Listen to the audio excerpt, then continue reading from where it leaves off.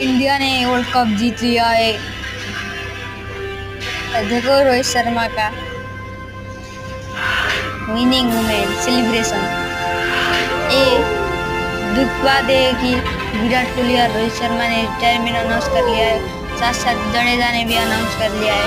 तो इसके बाद रोहित शर्मा और जडेजा और Virat Kohli T20 world cup में नहीं जीतेंगे।